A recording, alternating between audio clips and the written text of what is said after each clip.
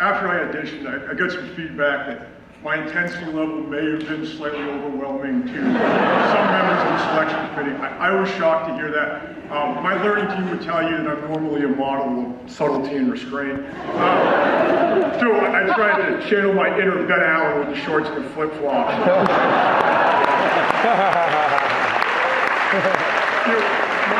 My audition for this speech was a lot like Brian Harp's effort at Fight Night last year. George Dutiles and we'll take your pick of the finance class.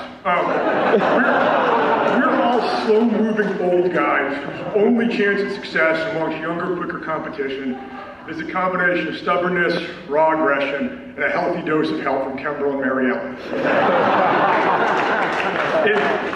In hopes of capitalizing on some latent enthusiasm from Brian's Fight Night win last year, I did have plans to have select members of the Vest Club stand up and yell Sparta, a la the movie 300 during the speech.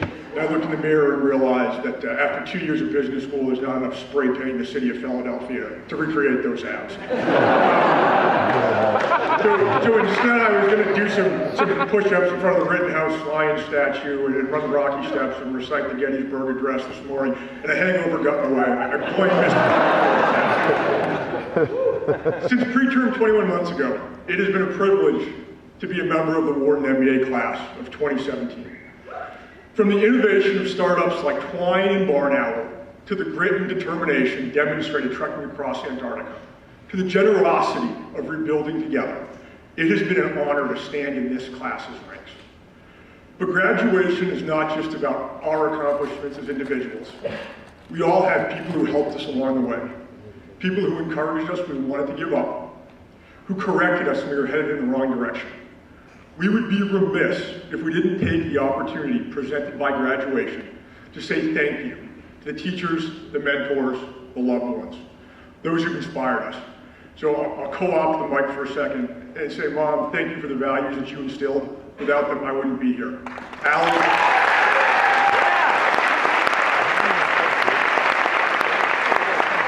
thank you for your love and your patience. Without it, my Wharton experience wouldn't be possible.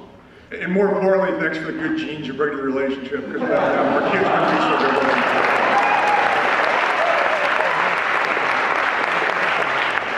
Since 1881, when Joseph Wharton founded a school whose graduates would become, quote, pillars of the state, whether in private or public life, Wharton's mission has been to produce leaders. The world we live in today needs those leaders as much, if not more, than when Wharton was founded. When I think back about the leaders we've heard speak here on campus over the past 2 years, one alum came immediately to mind. Alex Gorski, the CEO of Johnson & Johnson, both times he spoke to us on campus, told us that nothing good happens after 2 drinks or 10 p.m. I'm not sure that we've proven him wrong yet, but if we haven't, it hasn't been for lack of effort. We've still got 2 more days to do it. But even as an institution that molds leaders, the Wharton bubble poses risks that threaten to undermine the very leadership it seeks to produce. To borrow from Kimbrel, at Wharton, we run the risk of mistaking champagne problems for real-world problems. I know because I've made that mistake.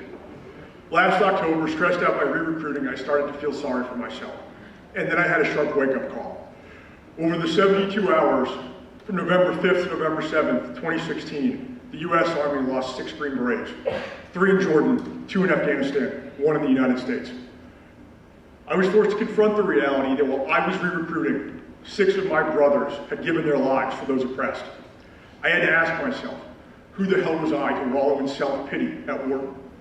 But mistaking champagne problems for real-world problems is not the gravest risk we face here.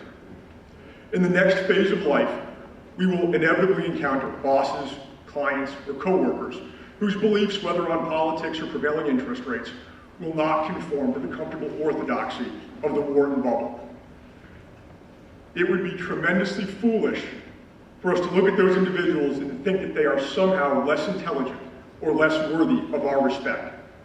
And that's because true leadership demands the patience to reach out, to listen, and to work with those whose beliefs differ from our own. True leadership demands the courage to compromise. Without that courage, the world's most intractable problems will remain intractable. To that end, Mr. Gorski, in a recent letter to Johnson & Johnson shareholders, penned what I think is a far more fitting graduation quote. He wrote that true innovations are the product of collaboration, and that collaboration is driven by a diversity of ideas, individuals, and disciplines working together toward a common goal. As I stand here today, I see the leadership in our class to drive that innovation.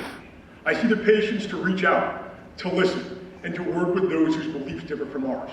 I see the courage to compromise and the courage to face the world's most intractable problems head on. I close with one final quote, not from an alum, but from the founder of the University of Pennsylvania and one of the founding fathers of the United States, Benjamin Franklin. Dost thou love life, then do not squander time, for that is the stuff life is made of. Wharton MBA Class of 2017, this world needs leaders. Don't waste any time.